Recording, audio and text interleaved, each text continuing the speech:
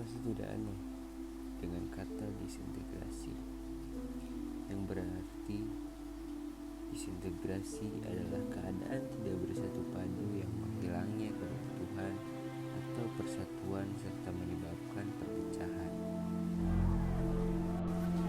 Adapun yang akan kita bahas tentang disintegrasi adalah akibat, cara mengatasi, serta hubungan dengan Pancasila yang akan dibahas dalam video-video berikut. Akibat atau faktor penyebab disintegrasi yang pertama, tidak adanya persamaan pandangan atau persepsi dari anggota masyarakat.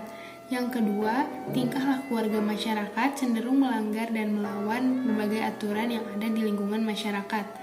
Yang ketiga, terjadinya pertentangan antara norma yang ada di dalam masyarakat. Berbagai pertentangan norma ini disebabkan karena individu yang merasa perlu bebas dalam melakukan berbagai hal. Yang keempat, nilai dan norma yang ada di masyarakat tidak lagi berfungsi dengan baik.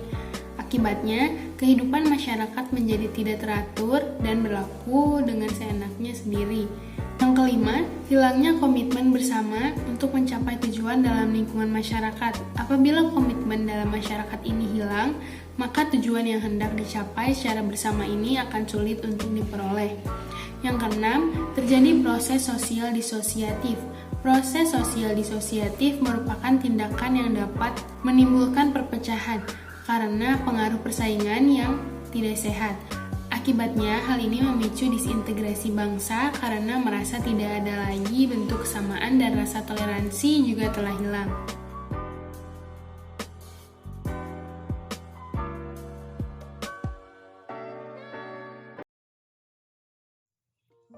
Disintegrasi sosial dapat berbentuk pergolakan daerah, kriminalitas, kenakalan remaja, hingga demonstrasi.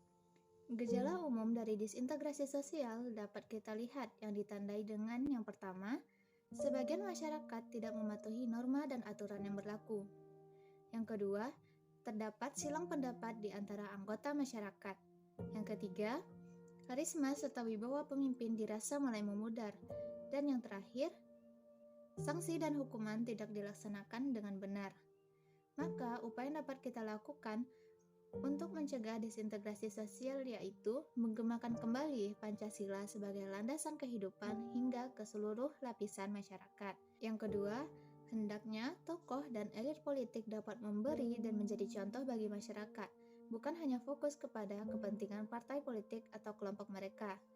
Yang ketiga, budaya bangsa Indonesia yang adiluhung hendaknya diangkat untuk diingat dan dilaksanakan kembali oleh bangsa.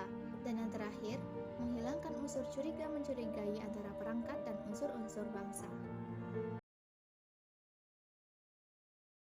Persatuan dan kesatuan bangsa Indonesia masih menjadi suatu hal yang sangat penting supaya dapat terhindar dari disintegrasi. Persatuan Indonesia bahkan dituliskan pada sila ketiga Pancasila. Nah, sila ketiga yang berbunyi Persatuan Indonesia menjelaskan dalam masyarakat Indonesia yang majemuk mengandung nilai persatuan bangsa dan kesatuan wilayah sebagai pengikat yang menjadi keutuhan nasional atas dasar Bhinneka Tunggal Ika.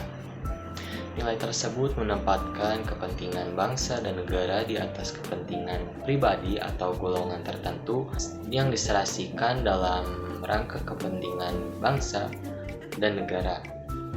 Apabila persatuan dan kesatuan tidak ada lagi di Indonesia, perpecahan akan terjadi di antara masyarakat Indonesia. Oleh karena itu, kita selaku warga negara Indonesia harus tetap bersatu sebagaimana para pendahulu kita yang sudah bersatu melawan para penjajah.